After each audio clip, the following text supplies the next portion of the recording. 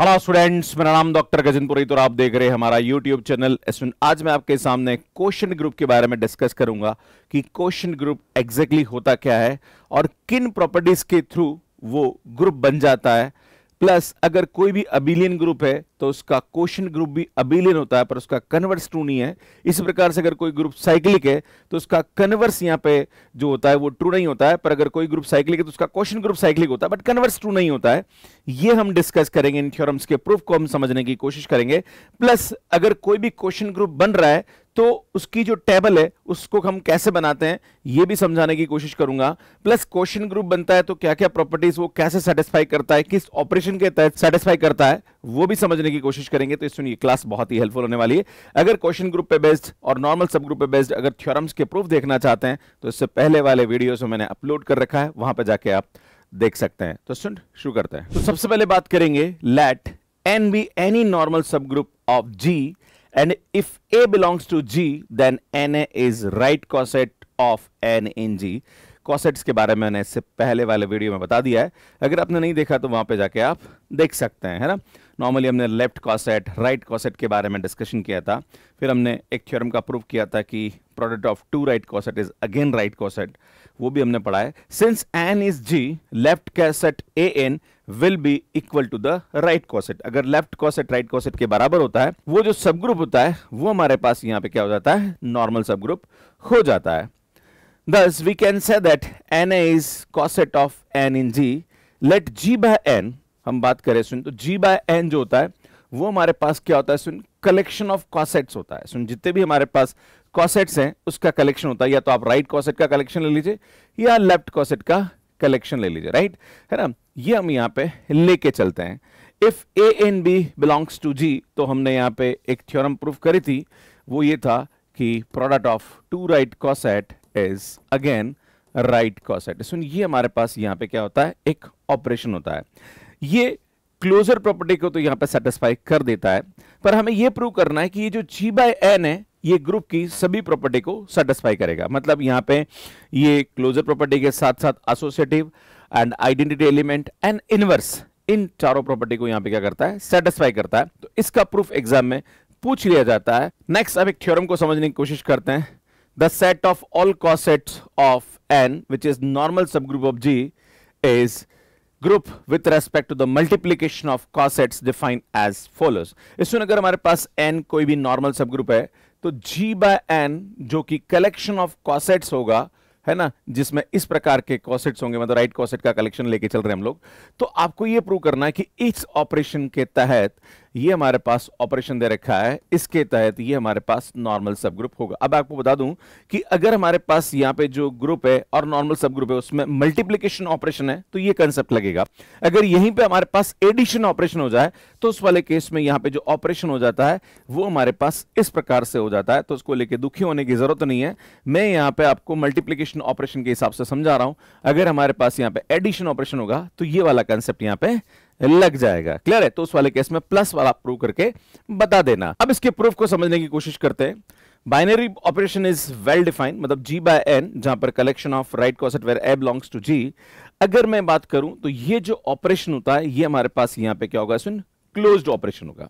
सुन, जो भी हमारे पास एलिमेंट आता है वो यहाँ पे कहां से आता है, G से आता है। अगर मैं आपके सामने ये ऑपरेशन लूं तो यार यहाँ पे अगर like product of two right coset is again right coset, तो यार ये जो एलिमेंट है अगर हम जानते हैं कि सुन A और B G में है तो हम जानते हैं सुन यार A B भी हमारे पास G में होगा, तो ये जो कॉसेट NAB है ये NAB है, ये हमारे पास कहां चला जाएगा, सुन, G by n में चला जाएगा। अगर NA G by n में है और NB अगर G by n में है तो सुन यहाँ पे ये जो NAB है ये भी क्या हो जाएगा, G by n में हो जाएगा। तो यहाँ पे हमारे पास क्लोजर प्रॉपर्टी तो क्या हो जाती है, सुन, सेटिस्फाई हो जाती है। अब बात करेंगे कि एसोसिएटिव प्रॉपर्टी सेटिस्फाई होती कि नहीं होती, तो हम क्या करेंगे, सुन, NA NB एंड NC, सुन, तीन हम यहाँ पे एलिमेंट लेंगे G by n के, जहां पर ABC जो है वो हमारे पास कहां से आ रहे हैं, G से आ रहे हैं। तो हम क्या करेंगे, सुन, NA, है ना, NB एंड NC, है ना, आप ले रहे हो। सुन, यहाँ पे क्या करता हूं मैं, इन दोनों को पहले लगाता हूं, यहाँ पे ऐसे लिखता हूं, राइट। तो यार हमें जानता हूं कि इसको मैं कैसे लिख सकता हूं, NA, देन ये आ जाएगा हमारे पास NBC हो जाएगा। क्लियर? मैं ऐसा कर सकता हूं यहाँ पे इसको, एंड देन यहाँ पे करेंगे तो ये आएगा NA ए बी सी। अगर मैं आपके सामने यहाँ पे ऐसे लिखूं कि भाई मैं इसको ऐसे करूं कि एन ए एन बी, है ना, यहाँ पे ऐसा करूं और यहाँ पे मैं इसको एन सी करूं तो इसकी वैल्यू भी इसके बराबर ही आएगी, है ना। तो ऑपरेशन या तो पहले इन दोनों पे लगाओ फिर इस पे लगाओ, या इन दोनों पे लगाओ फिर इस पे लगाओ, अल्टीमेटली इसकी value N A B C के बराबर ही यहाँ पे आएगा। मतलब ये एक प्रकार की एसोसिएटिव प्रॉपर्टी को सेटिस्फाई करता है। अब बात करते हैं सुन आइडेंटिटी एलिमेंट। तो सुन आइडेंटिटी एलिमेंट का मतलब क्या होता है कि अगर मैं यहाँ पे किसी भी एलिमेंट के साथ इसको प्रोडक्ट करूं तो वापस वही एलिमेंट यहाँ पे क्या आ जाना चाहिए, राइट, मतलब आ जाना चाहिए, राइट। तो वो हमारे पास यहाँ पे जो होता है, वो जो ऑपरेशन होता है वो हमारे पास यहाँ पे क्या होता है, सुन आइडेंटिटी। तो मैं एक एलिमेंट लेता हूं दैट इज एन ई, है ना। अगर आप इसको इसके साथ करेंगे तो यार हमारे पास यहाँ पे क्या आएगा, एन ए ई हो जाएगा, और हम जानते हैं इसकी वैल्यू क्या होगा, एन है। तो सुन यहाँ पे हमारे पास जो आइडेंटिटी एलिमेंट होता है ना, आइडेंटिटी अगर बात करें, है ना, आइडेंटिटी एलिमेंट जो होता है वो हमारे पास यहाँ पे क्या होगा, एन ई, या फिर हम इसको एन भी लिख सकते हैं। क्लियर है। तो यार यहाँ पे आइडेंटिटी एलिमेंट भी एग्जिस्ट कर रहा है। अब बात करते हैं कि क्या हमारे पास इनवर्स एग्जिस्ट कर रहा है या नहीं कर रहा है। तो सुन मान लीजिए एन ए हमारे पास कोई एलिमेंट है और इसका जो इनवर्स है वो हमारे पास एन ए का इनवर्स में लेके चलता हूं। मान लीजिए ये हमारे पास इनवर्स है, तो हम जानते हैं कि इसकी वैल्यू हमारे पास यहाँ पे क्या आना चाहिए, सुन एन के बराबर आ जानी चाहिए, राइट। अगर इसकी वैल्यू इसके बराबर आती है तो हम जानते हैं कि यार ये जो होगा ये इसका क्या हो जाएगा, सुन इनवर्स हो जाएगा। तो मैं क्या करता हूं, सुन एन ए, और यहां पे मैं इसको लिख सकता हूं सुन एन ए इनवर्स, क्योंकि एन का जो इनवर्स होगा वो हमारे पास यहाँ पे क्या आ जाएगा, सुन एन ही हो जाएगा। कोई भी अगर हमारे पास सब ग्रुप है तो उसका जो इनवर्स का जो होता है वो खुद ही हो जाता है ना। ये हम जानते हैं कि एच इनवर्स जो होता है वो हमारे पास एच ही होता है, क्योंकि हर एलिमेंट का इनवर्स निकालो तो वापस वही हमारे पास सेट बन जाता है, मतलब वही सब ग्रुप बन जाता है। तो यार ये आ जाएगा, है ना, इसकी वैल्यू इसके बराबर होगी। अब मैं ये एलएचएस लेके चल रहा हूं और मैं यहाँ पे प्रूव करूंगा कि यार ये हमारे पास यहाँ पे क्या आएगा, सुन एन के बराबर आएगा। तो हम क्या करते हैं, सुन एन, हम जानते हैं यहाँ पे कॉसेट की प्रॉपर्टी लगा दी, तो मैं इसको ऐसा लिख सकता हूँ, that is equal to N E, that is equal to N. इसका मतलब यार इसका जो इनवर्स होगा वो हमारे पास इस प्रकार का होगा, या एन ए इनवर्स टाइप का यहाँ पे हमारे पास इनवर्स एग्जिस्ट करेगा। तो सुन इनवर्स भी एग्जिस्ट कर रहा है, तो चारों प्रॉपर्टी सेटिस्फाई हो रही है। तो जो भी हमारे पास कोसेट का कलेक्शन होता है ना, जो कि quotient group G by N है, जो कि हमारे पास एक कोसेट का कलेक्शन होता है, वो हमेशा क्या करता है, सुन ग्रुप की सभी प्रॉपर्टी को सेटिस्फाई करता है विद फॉर दिस ऑपरेशन। अगर हम इस ऑपरेशन की बात करें तो इस ऑपरेशन में ये सभी प्रॉपर्टी को सेटिस्फाई करता है। तो इस ऑपरेशन के तहत ये हमारे पास क्या बन जाता है, ग्रुप बन जाता है, और इसको हम यहाँ पे क्वोशिएंट ग्रुप कहते हैं। बात करते हैं सुन यहाँ पे क्वोशिएंट ग्रुप एग्जैक्टली जो मैंने अभी आपके सामने बताया कि अगर जी हमारे पास कोई भी ग्रुप है और एन जी का नॉर्मल सब ग्रुप है, तो set of all cosets of N is G together with the binary composition defined by this N A N B is equal to N A B. तो उस वाले case में इस operation के तहत जी बाय एन जो होता है वो ग्रुप की सभी प्रॉपर्टी को सेटिस्फाई करता है। जी बाय एन को हम यहाँ पे क्या बोलते हैं, क्वोशिएंट ग्रुप बोलते हैं, या इसको फैक्टर ग्रुप भी बोला जाता है, या इसको residue class group of G modulo N भी यहां पे कहा जाता है। क्लियर है। तो ये डेफिनेशन है क्वोशिएंट ग्रुप की कि द कलेक्शन ऑफ ऑल, है ना, कलेक्शन ऑफ ऑल कॉसेट्स, है ना, ठीक है, ठीक है, इंक्लूडिंग द बाइनरी ऑपरेशन। यहां पे हम क्या बोल रहे हैं, बाइनरी ऑपरेशन लेके चल रहे हैं, और ये हमारे पास जो ऑपरेशन हो रहा है ये इस प्रकार का हो रहा है। अगर ये वाला ऑपरेशन है तो उस वाले केस में ये हमारे पास ग्रुप के सभी प्रॉपर्टी सेटिस्फाई करता है, और इस जी बाय एन को हम यहाँ पे क्या बोलते हैं, क्वोशिएंट ग्रुप कहते हैं। अब इस पे कभी एग्जाम्पल आ जाए कि भैया आपको प्रूव करना है कि भैया ये क्वोशिएंट ग्रुप बनेगा कि नहीं बनेगा, तो मैं आपके सामने एक एग्जाम्पल लेके समझाता हूं। कभी कभी एग्जाम में एग्जाम्पल भी पूछ लिया जाता है। Find the quotient group G by H, also prepare its operation table, जहां पर जी हमारे पास दे रखा है 1 -1 आयोटा एन माइनस आयोटा, और एच हमारे पास दे रखा है 1 एंड -1, जो कि हमारे पास मल्टीप्लिकेशन ऑपरेशन की बात कर रहा है। दोनों ही हमारे पास, क्योंकि जब भी हमारे पास ग्रुप में जो ऑपरेशन होता है वही सब ग्रुप में ऑपरेशन लगता है, तो ये मल्टीप्लिकेशन में हमारे पास यहाँ पे ग्रुप और सब ग्रुप बन रहा है। अब हम एक काम करते हैं, सुन यहाँ पे कलेक्शंस लेते हैं इसके कॉसेट्स का। तो सबसे पहले ये एच है बेटा, एच के अंदर मैं 1 को मल्टीप्लाई करता हूँ तो मैं जानता हूँ ये एच ही बनेगा। अगर मैं एच को -1 से मल्टीप्लाई करता हूँ तो यार ये भी हमारे पास -h ही बनेगा। अगर आप देखोगे तो सुनिए आएगा 1 एंड -1, है ना, फिर ये आएगा -1 एंड 1 आ जाएगा, राइट। एंड अगर मैं h को आयोटा से मल्टीप्लाई करता हूँ बेटा, इस h में इस ग्रुप के सभी एलिमेंट से मल्टीप्लाई करेंगे ना, तो ये आएगा हमारे पास आएगा आयोटा एन माइनस आयोटा, और अगर मैं H माइनस आयोटा से मल्टीप्लाई करूं उसके अंदर, तो बेटा ये आएगा माइनस आयोटा और आयोटा। तो आप देख रहे हो सुन यहाँ पे हमारे पास दो डिस्टिंक्ट कॉसेट मिल रहे हैं बेटा, एक कॉसेट तो ये यहाँ से मिल रहा है और एक कॉसेट हमारे को यहाँ से मिल रहा है ना। वैसे ये दोनों रिपीट कर रहा है, दोनों में से किसी एक को ले लीजिए ना। और हम जानते हैं सुन यहाँ पे लेफ्ट कॉसेट जो है वो हमारे पास क्या होगा सुन, राइट कॉसेट के बराबर हो रहा है। तो यार ये हमारे पास नॉर्मल सब ग्रुप तो बन ही जाएगा, इसको यहाँ पे प्रूव करने की आवश्यकता नहीं है, राइट। अब हम जानते हैं कि सुन जो G बाय एन है ना, यहाँ पे G बाय एन की जगह G बाय एच ले लीजिए। तो G बाय एच जो होगा वो कलेक्शन ऑफ डिस्टिंक्ट कॉसेट, तो हमने एक तो H ले लिया और एक हमने यहाँ पे H आयोटा ले लिया। आपके मन में सवाल उठेगा सर मैं H और H माइनस आयोटा भी ले सकता हूँ? बिल्कुल ले सकते हैं, क्योंकि ये दोनों बराबर है तो दोनों में से कोई भी आप ले सकते हैं। अब मैं क्या करता हूँ सुन यहाँ पे इसकी टेबल बनाता हूँ ना। तो टेबल कैसे बनती है ध्यान दीजिएगा, है ना, वैसे बता रखिए फिर भी आपको बताता हूँ। सुन H एंड यहाँ पे H iota, H and H iota, और जो हमारे पास ऑपरेशन होता है वो किस प्रकार का होता है, HA into HB is equal to HAB, मतलब H ही होगा, राइट। तो जैसे मैं बात करूँ सुन HH तो ये H हो जाएगा, सुन H आयोटा तो यार ये हमारे पास H आयोटा, क्योंकि H हो जाएगा, है ना। इस प्रकार से H आयोटा तो बेटा ये भी हमारे पास H आयोटा आएगा, और H आयोटा तो यार ये हमारे पास क्या आएगा सुन, H iota into H iota, तो बेटा ये आएगा H आयोटा स्क्वायर। तो यार यहाँ से हमारे पास H की वैल्यू -1 हो जाएगी। आप बोलोगे सर ये कैसे लिखेंगे, तो बेटा H-1 जो होता है ना वो बिल्कुल H ही होता है, क्योंकि इन दोनों के एलिमेंट सेम ही है। तो इस H-1 को मैं यहाँ पे क्या लिख सकता हूँ सुन, H लिख सकता हूँ। तो यार यहाँ से हमारे पास ये H आएगा, और इसको हम कैलीज टेबल बोलते हैं। हम जानते हैं H आयोटा बेटा ये हमारे पास आइडेंटिटी एलिमेंट हो जाएगा। अगर आप देखेंगे तो सुन ये हमारे पास आइडेंटिटी एलिमेंट हो जाएगा, और यहाँ पे ये जो हो रहा है सुन ये आइडेंटिटी एलिमेंट है, और ये भी हमारे पास आइडेंटिटी एलिमेंट है। तो H का इन्वर्स H होगा और H आयोटा का इन्वर्स H आयोटा होगा। तो यार ये एक प्रकार से हमारे पास एक ग्रुप बनेगा, और ये ग्रुप जो होगा ये Z2 जैसा हमारे पास यहाँ पे बन जाता है, एक प्रकार का है साइक्लिक ग्रुप यहाँ पे होता है। तो ये हमारे पास क्वेश्चन ग्रुप बनेगा जिसके टेबल इस प्रकार से यहाँ पे बनती है। जैसे हमारे पास ये बोल रहा है कि अगर हमारे पास G जो है वो ग्रुप है और वो हमारे पास सेट ऑफ इंटीजर का कलेक्शन है, दैट इज 0 1 2 3 -1 -2 -3, है ना, ये हमारे पास एलिमेंट आ रहा। हमारे पास ये बोला जा रहा है कि H एक हमने सब ग्रुप लिया है ना, जो कि 4Z टाइप का है ना। 4Z का मतलब होता है जिसके अंदर हमारे पास 4 से मल्टीप्लाई वाले एलिमेंट है ना।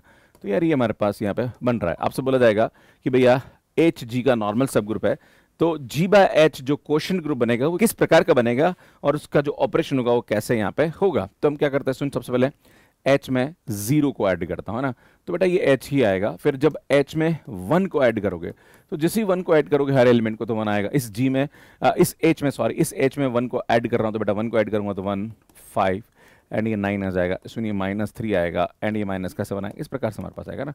फिर अगर मैं H+2 करता हूँ, जैसे 2 करूंगा तो यार ये आएगा 2 एंड 6 एंड 10 एंड -2 एंड -6, ये हमारे पास एलिमेंट आ जाएंगे।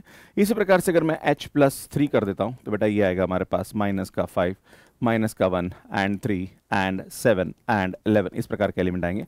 और जैसे मैं इसका H+4 कर देता हूँ तो बेटा जैसे एक और एलिमेंट और ऐड करोगे तो यार ये आ जाएगा हमारे पास -4 एंड 0 आ जाएगा, ये आएगा 4 8। बेटा ये पूरा का पूरा वापस हमारे पास क्या आएगा स्टूडेंट, H ही आ जाएगा यहाँ पे। अगर आप देखोगे इसका मतलब यहाँ पे जो डिस्टिंक्ट कॉसेट आ रहे हैं अब रिपीट करने लग जाएंगे ना, तो यार डिस्टिंक्ट कॉसेट ये और ये आ रहे हैं ना। तो बेटा जो G बाय H बनेगा हमारे पास है ना, वो हमारे पास किस प्रकार का बनेगा, जिसके अंदर एलिमेंट होंगे H+1 H+2 एंड H+3। बेटा ये हमारे पास यहाँ पे क्या बनेंगे, एलिमेंट बनेंगे। और इसको ऑपरेशन के तहत यहाँ पे प्रूव कर सकते हैं कि ये हमारे पास यहाँ पे क्या बनेगा स्टूडेंट, ग्रुप की सभी प्रॉपर्टी को H+1 H+2 एंड H+3। सुनिए यहाँ पे हमारे पास प्लस ऑपरेशन है, ध्यान दीजिएगा है ना। ये आएगा H+1 H+2 एंड H+3। और हम जानते हैं ऑपरेशन यहाँ पे क्या होता है, सुन ध्यान दीजिएगा, जब भी हमारे पास प्लस ऑपरेशन होता है तो हमारे पास जो प्लस ऑपरेशन होता है, जो ऑपरेशन होता है वो अभी बताता है कि the sum of 2 right coset, ठीक है ना, अगेन राइट कॉसेट होता है, राइट, ये मैंने आपको बताया था है ना। तो यार ये आपको ध्यान देने की आवश्यकता है। तो ये हम लगाएंगे तो H आएगा बेटा, ये H+1 आएगा, ये H+2 आएगा, ये H+3 आएगा। फिर इसको इसके साथ करेंगे तो H+1, फिर ये H+2 आएगा, इसको करेंगे तो H+3 और H+4 हो जाएगा। और एक तरह से मॉडुलो काम करता है यहाँ पे, तो 4 को हम 0 लिखेंगे है ना, क्योंकि जैसे H+4 आएगा तो वो एक वापस H बन जाएगा, देखो यहाँ पे है ना। तो यार ये हमारे पास H आ जाएगा। फिर इसको इसके साथ करेंगे तो H+2 H+3 और ये H आएगा और H+1, फिर इसको इसके साथ करेंगे तो सुन H+3 H+4 तो 0 हो जाएगा यहाँ पे ना, तो 4 हो जाएगा हमारे पास, ठीक है। देन ये आएगा H+1 एंड H+2। तो एक प्रकार से ये हमारे पास इस प्रकार का बनेगा। सुन, ये हमारे पास आइडेंटिटी एलिमेंट होता है, इसका इन्वर्स ये, इसका इन्वर्स ये, इसका इन्वर्स ये, और इसका है ना, इसका इन्वर्स H+3 होगा, इसका इन्वर्स H+2 होगा, और इसका इन्वर्स ये होगा ना, और ये हमारे पास एक प्रकार का साइक्लिक ग्रुप बनता है। और अगर मैं आपके सामने बोलूँ तो G हमारे पास जो है वो Z है, और ये हमारे पास 4Z है, तो बेटा ये Z4 के आइसोमॉर्फिक होता है, जो कि एक प्रकार का साइक्लिक ग्रुप यहाँ पे बन जाता है। तो यार इसके बारे में नॉलेज होना आवश्यक है ना, जो कि मैंने आपको टेबल के माध्यम से यहाँ पे समझाने की कोशिश करी है। इसमें एन अगर जी का नॉर्मल सब ग्रुप है तो हमारे पास order of G by N जो होता है वो एक प्रकार का इंडेक्स कहलाता है, और इंडेक्स जो होता है वो डिस्टिंक्ट कॉसेट का कलेक्शन होता है।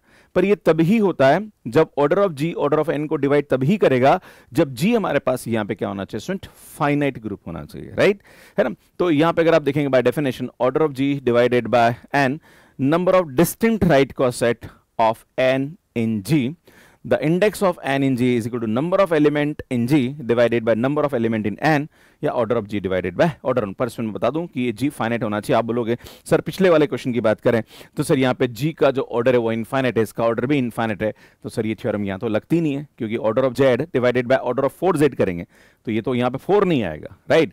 तो ये आपको थोड़ा समझने की जरूरत है कि ये हमारे पास इनफाइनाइट ग्रुप के लिए नहीं होती, ये फाइनाइट ग्रुप के लिए यहाँ पे होती है। इसमें नेक्स्ट हमारे पास एक कंसेप्ट होता है, the quotient group of abelian group is abelian but converse need not be true. अगर कोई भी ग्रुप अबिलियन है तो उसका जो क्वोशिएंट ग्रुप होगा वो भी हमारे पास यहाँ पे अबिलियन होगा। मान लीजिए अगर हमारे पास कोई भी ग्रुप जी दे रखा है ना, ठीक है ना, तो जी हमारे पास कोई भी ग्रुप गिवन है तो हम जानते हैं कि A B is equal to B, ये प्रॉपर्टी सेटिस्फाई करेगा, क्योंकि ये हमारे पास क्या हो रहा है सुन, एक प्रकार का अबिलियन ग्रुप है। तो अगर मैं जैसे ही जी बाय एन लेता हूं मान लीजिए, है ना, ठीक है, तो जी बाय एन लूंगा तो इसमें ये क्या होगा, हमारे पास कलेक्शन ऑफ ऑल कॉसेट, है ना बेटा, जो भी हमारे पास कॉसेट्स होते हैं उसके कलेक्शन होता है। तो मैं यहाँ पे जानता हूँ इसमें ऑपरेशन हमारे पास क्या होता है, N A into N B. अगर मैं ये प्रूव कर दूं कि यार N B into N A, अगर ऐसा हो जाए तो मैं बोल दूंगा कि भैया जी बाय एन बी हमारे पास यहाँ पे अबिलियन हो जाएगा। तो यार वही हम यहाँ पे करेंगे।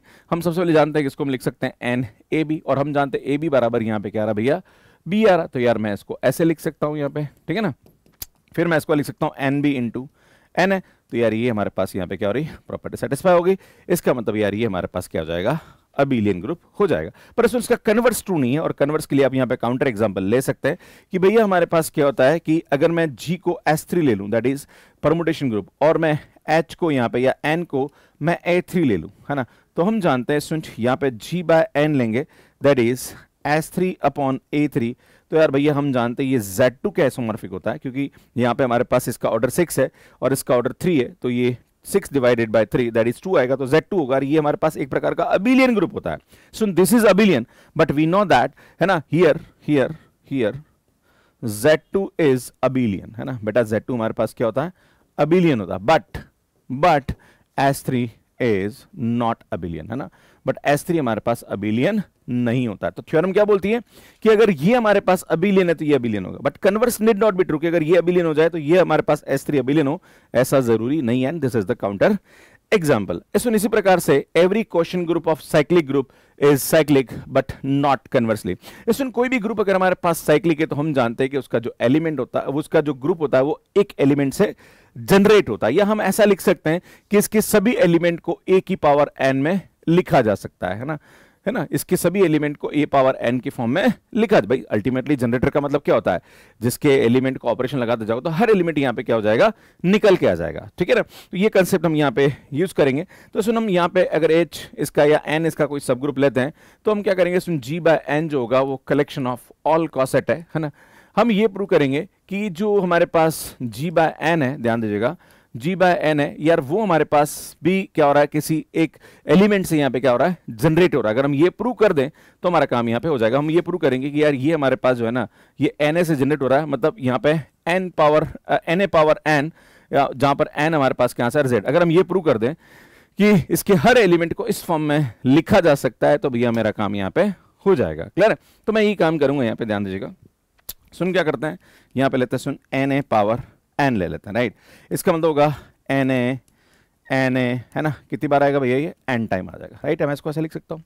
हम जानते हैं यहाँ पे कि ये दो को हम राइट कॉसेट है तो इसको लिख सकते हैं N square A A B, है ना, ए स्क्वायर हो जाएगा। तो सभी को मैं ऐसे लिखूंगा तो ये आएगा n पावर n एंड ये आएगा a पावर n हो जाएगा, राइट। पर n पावर n तो हम जानते हैं ये तो n ही होता है, और ये हमारे पास क्या आएगा सुन a पावर n हो जाएगा, क्लियर है। और हम जानते हैं कि सुन a पावर n जो है वो हमारे पास कहाँ आ रहा है सुन g में आ रहा है, तो सुन ये भी हमारे पास कहाँ चला जाएगा g बाय n में चला जाएगा, राइट, है ना। अल्टीमेटली हमारे पास कोसेट की परिभाषा क्या होती है कि जो ये एलिमेंट है ये किस में आना चाहिए, g में आना चाहिए। और हम जानते हैं कि ये जो हमारे पास आ रहा है a पावर n, ये कहाँ जा रहा है सुन g में जा रहा है, क्योंकि ये भी हमारे पास एक प्रकार का साइक्लिक ग्रुप है। इसका मतलब जो g बाय n होगा वो हमारे पास क्या हो जाएगा सुन g बाय n जो होगा वो a इन na से जनरेट होगा, जिसके एलिमेंट हमारे पास इस प्रकार के फॉर्म में हम लिख सकते हैं, राइट। पर सुन इसका जो इनवर्स है या कन्वर्स है, मतलब इसका जो उल्टा है वो यहाँ पे ट्रू नहीं होता है। और इसके अंदर अगेन जो मैंने आपको अभी एग्जांपल दिया था वो वाला एग्जांपल लिख सकते हैं सुन S3/A3।